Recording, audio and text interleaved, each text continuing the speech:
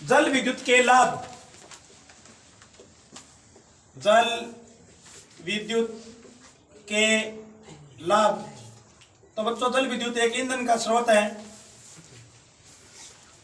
और इसका पहला लाभ आपको याद रखना चाहिए, चाहे कोई भी ईंधन हो, जीवाश्म ईंधन है, पवन ऊर्जा है, ऊर्जा का चाहे कोई भी स्रोत हो, उसको ये देखना चाहिए कि वो समाप्य है या असमाप्य, भी वो खत्म हो जाएगा या नहीं होगा। तो जैसा कि आप जानते हो कि जल विद्युत एक असमाप्य है, मतलब ये ऊर्जा का असमाप्य स्रोत है। आप इससे कह सकते हो कि ये नवीकरणीय स्रोत है। नवीकरणीय मतलब जो कभी समाप्त नहीं होगा, अनवीकरणीय स्रोत है। मेरी बात सुनो बच्चों, एक छोटा डायग्राम बना रहा हूं, देखो ये बांध। जल विद्युत ऐसे ही प्राप्त की जाती है, आपको मालूम होना चाहिए। बांध को पानी से भरा जाता है और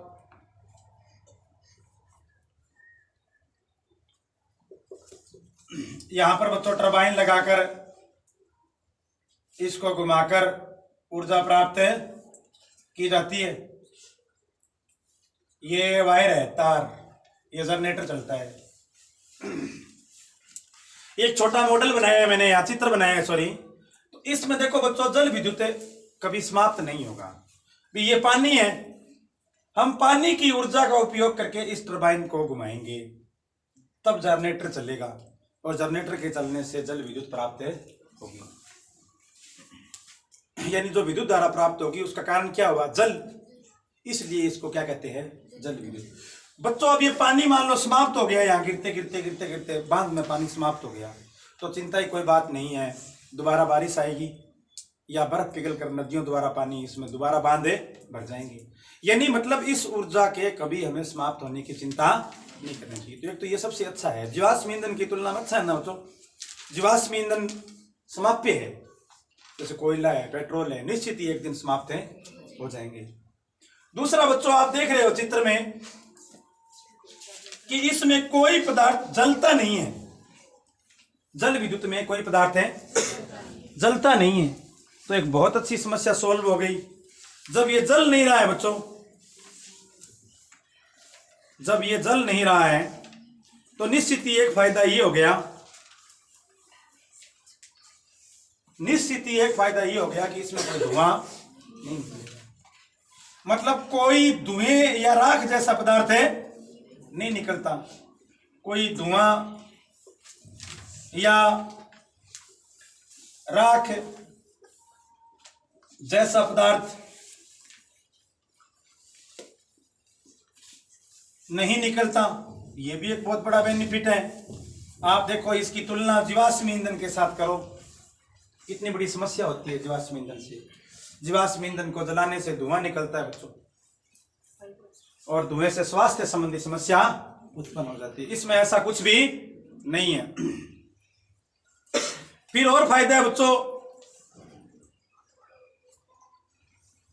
ये तो बच्चों दो आपकी बुक से मैंने फायदे लिए हैं। आपकी बुक में दो ही फायदे बताए गए हैं। पहला तो ऊर्जा का असमाप्य स्रोत है, दूसरा कोई धुएं या राख जैसा पदार्थ है नहीं निकलता है। अब सुनो बच्चों, बुक में कुछ एक्टिविटी है, उसके आधार पर कुछ और फायदे बनते हैं। सबसे पहला फायदा बच्चों तो आप यही लिख दोगे कि ये एक असमाप्य ऊर्जा स्रोत है जो कभी समाप्त नहीं होता। दूसरा बच्चों, धुएं जैसा कोई पदार्थ प्राप्त नहीं होता, धुआं निकलता ही नहीं है क्योंकि कोई पदार्थ जलता ही नहीं है। तीसरा बच्चों मेरी बात सुनो, काफी हद तक बाढ़ को नियंत्रित किया जा सकता है। बच्चों बारिश के दिनों में जब पानी रोकने के लिए जगह ही नहीं होती, भारत जैसे देश में या और देश है बच्चों, पहाड़ी क्षेत्रों में बाढ़ आ जाती है, तो वहां पर बच्चों उस पानी को स्टोर करने का सबसे अच्छा साधन बांध है। यानी बच्चों एक तरह से बारिश के पानी का सदुपयोग है। यानी बच्चों बाढ़ को भी ये नियंत्रित करती है। जल विद्युत से बाढ़ जैसी समस्याओं पर नियंत्रण पाया जा सकता है। साथ में तो देखो बच्चों, बांध में पानी एकत्रित हो गया, पानी बेकार नहीं जाएगा, पानी बेकार नहीं जाएगा। और साथ में बदले में हमें लाइट प्राप्त हो जाएगी। फायदे हो गए। अब बच्चों चौथा फायदा देखो, भारत जैसे देश की बच्चों अपने बात करें ना तो यहाँ पानी की बहुत समस्या है। पानी की समस्या इतनी है बच्चों कि देश में एक भाग तो पानी से मर जाता है, डूब के मर जाता है।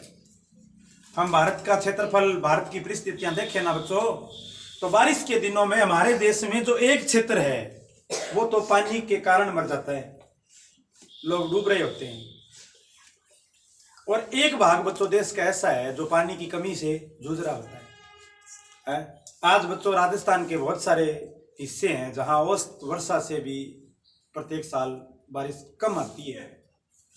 अपने कुछ जिलों की बात करें तो वहां पानी बच्चों आज भी एक दुर्लभ साधन है। तो बच्चों बाढ़ के समय जो पानी एकत्रित किया गया है, बांधों में जो पानी एकत्रित किया गया है, अब आप लोग सोच रहे होंगे भी ये पानी गिरता है ये वापिस बांध में डालें, नहीं, ये वापिस बांध में नहीं डाला जाता। ये पानी बच्चों जो गिर गया ना वो वापिस, ये तो बहुत ऊंचाई से गिरता है, आप बच्चों देख भी ना पाओ, इतनी ऊंचाई से भी हम देख भी ना पाए। अब अपने जिस क्षेत्र में रह रहे हैं वहां पर तो बच्चों हमारा पानी बाल्टी में देखा हुआ है, एक पूरी बड़ी नहर भी नहीं देखी होगी। ये बांध का दृश्य इतना खतरनाक भयानक होता है बच्चों, पानी इतनी स्पीड से गिरता है।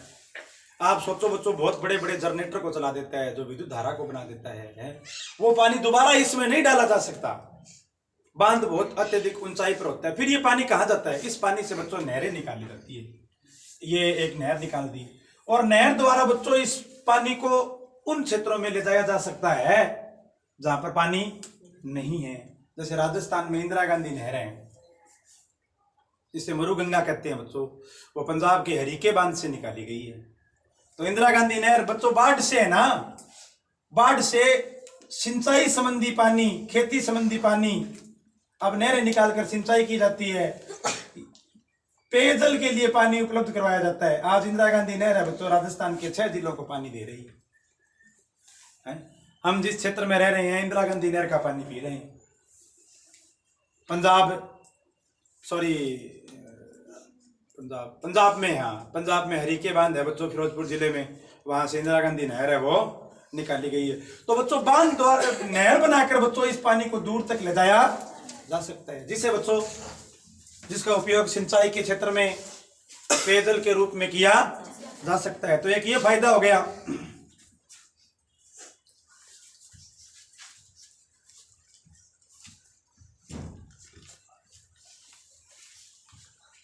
नदियों का बच्चों तेज बहाव रोका जा सकता है।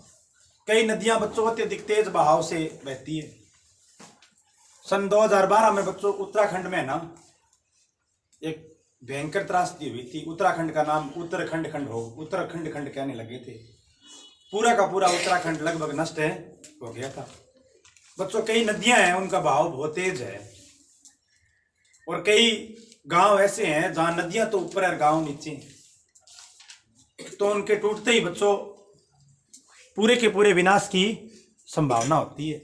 तो ऐसी परिस्थितियों में बांधों द्वारा बच्चों उन नदियों के पानी को नियंत्रित किया जा सकता है, यानी नदियों के बहाव को नियंत्रित किया जा सकता है। नदियों का बहाव है वो रोका जा सकता है या उसको कम किया जा सकता है। नदी का बहाव कम किया जा सकता है। ये बच्चों बांधों से कुछ फायदे हैं। नदी के बहाव को नियंत्रित किया जा सकता है। बच्चों प्रश्न ये आए ना कि जल विद्युत के लाभ लिखिए, तो भी यही लिखने हैं, और ये आए कि बांधों से लाभ लिखिए, तो भी यही प्रश्न है। सुनो, हर प्रकार के प्रश्न की एक पहचान है कि जल विद्युत के लाभ लिखिए, तो आप सोच लो कि जल विद्युत बनाने के लिए सबसे पहले बांध बनाना पड़ेगा। सबसे पहले जल विद्युत बनाने के लिए बांध बनाना पड़ेगा। तो प्रश्न आए कि जल विद्युत के लाभ लिखिए, तो इसका मतलब आप सोच लेना कि वो किसके लाभ पूछ रहा है। पेपर में हमें पेपर बनाने वाले बांधों के लाभ पूछ रहे हैं कि जल विद्युत के लाभ लिखिए या बांधों से लाभ लिखिए। दोनों प्रश्न एक ही है। जल विद्युत के लाभ लिखिए या बांधों से लाभ लिखिए। तो बच्चों किताब में तो ये 2 लाभ हैं, मैंने आपको कुछ और एक्स्ट्रा लाभ बता दिए।